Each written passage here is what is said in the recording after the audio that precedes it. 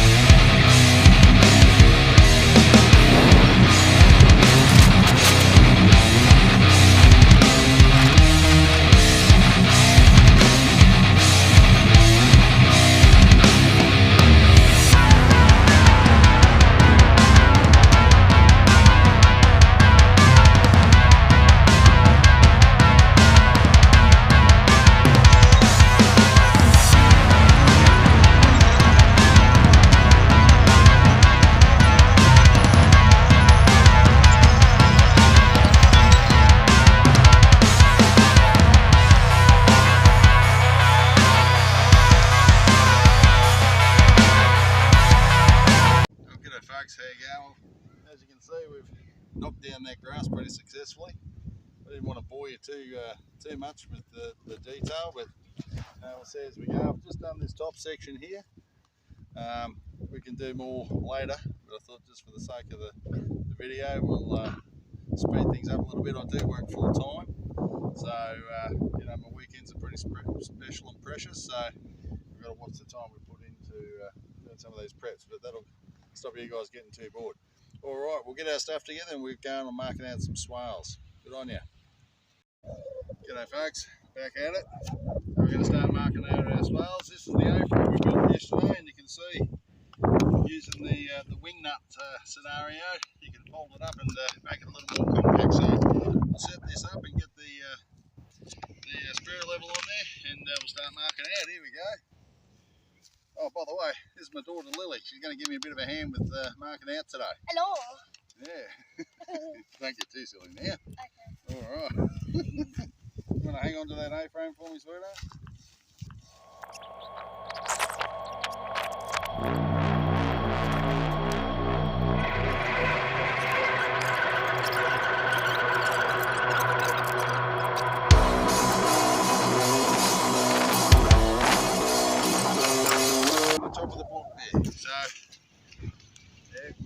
So, now, the rule of thumb on swales is it's a little bit loose, by my understanding. You can have as many or as few as you like, but they say that on a gentle slope, they should be more spread out.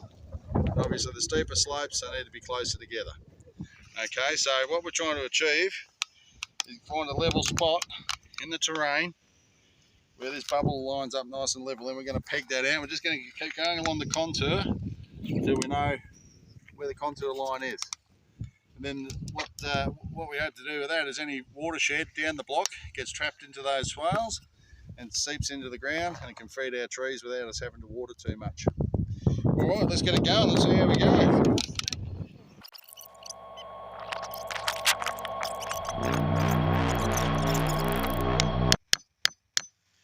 We're going to show you this one here. We'll mark it all out.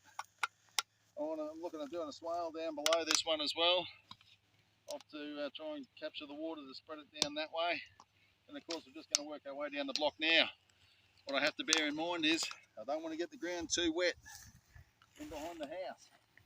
The last thing I want to do is have the house sliding downhill. All right, bad idea. I don't think the wife would be loving me too much for that.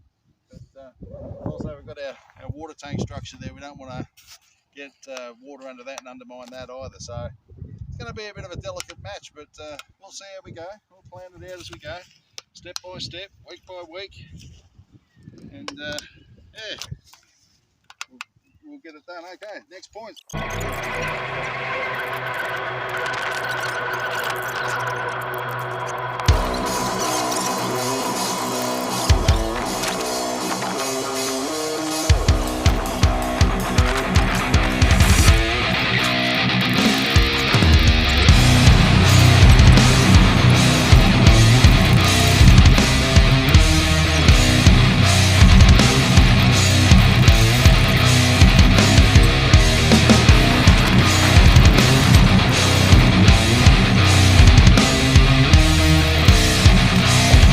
Minutes ago, grab some more stakes, and then we'll keep going across here. And meantime, I'll put some paint dots on the tops of these ones. And yeah, she's looking a bit dog kind of leggish, but that's all right. We're following the contours, and we'll see where it takes us. All right, be back soon. Sure. All right, having a little help with Lily run over to the house and get some more pegs. So we'll crack on. As you can see, I put some paint marker on the top of those pegs already. I have a bit of drop my sleeve. I do a bit of that. That's pretty good.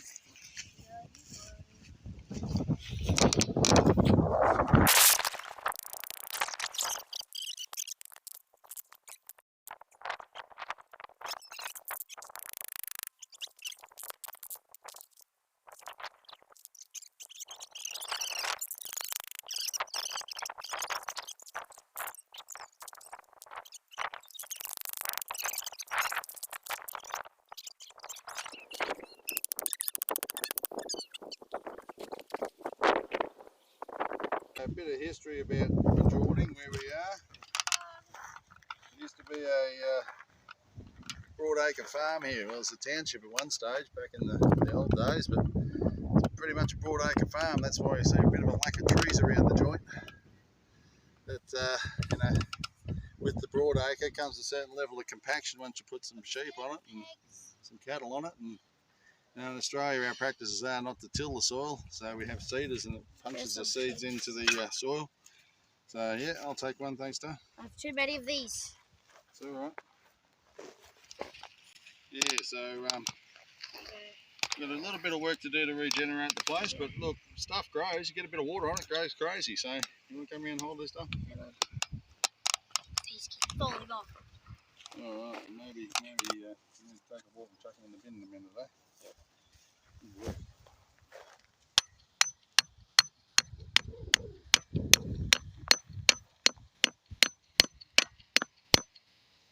Of course, with inflation the way it is and all that sort of stuff these days, I think growing a bit of food's a good thing. I wonder if I throw these in the bin because I would.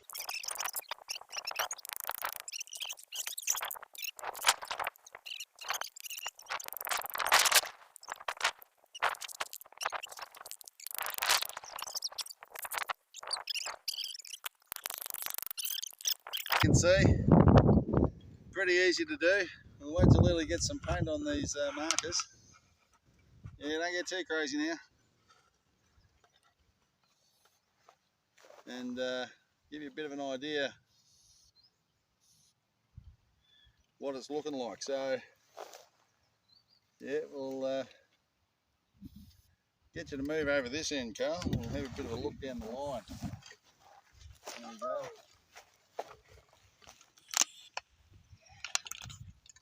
Keep going, nearly there. Yay. There you go. The last one. Yeah, finish them off. Beautiful. Yeah. Alright. Okay. It's pure yellow. There we go. Well, as you can see, folks, just come back around this side, mate. Excuse me, Lon. As you can see, the contour, just step back out of the shot there for a minute, please, Lon. As you can see, the contour is about where I thought it was going to be. And it goes a little high and low in spots. You can see that through the landscape. So that's okay. I think once we cut in that swale, then we can sort of even out that a little bit, you know. The main thing is to make sure the bottom of the swale is nice and level so the water runs through it instead of pooling. That's going to be important. It doesn't need But there we go. First swale laid out. Wasn't that much of a challenge. Pretty simple, really. I think anyone can do it. Now look, guys, at the end of the day, don't feel like you have to rush off more acreage or anything like that. You can do this kind of thing in your own backyard. Okay, the suburban backyard, front yard. Hell, you see a lot of people now doing it front and back. Yeah. So the idea is just to start. You might say I'm not much of a gardener. Doesn't look like I'm much of a gardener either right now, right? But you know, it's time and experience, and you know, having a bit of fun. You can get the kids out, giving you a hand. All I say is get in, give it a go. Look, I'll tell you what, we're going to leave it there for this week. We've got a bit of stuff to get ready. We've got to go back. We've got to start getting our shit together for that, so that's all good. If you like what you saw, please like, subscribe and hit the bell. That way you can get any further notifications. And we'll keep coming to you. We're going to try and do a weekly show and show you the progress we're making around the place, all right? So, Perfect. Marked out anyway. So we'll start making some decisions and make some observations, and we'll see where we're going to put the next ones and where we go from here. All right. See you next time. Have a good one. Thank you.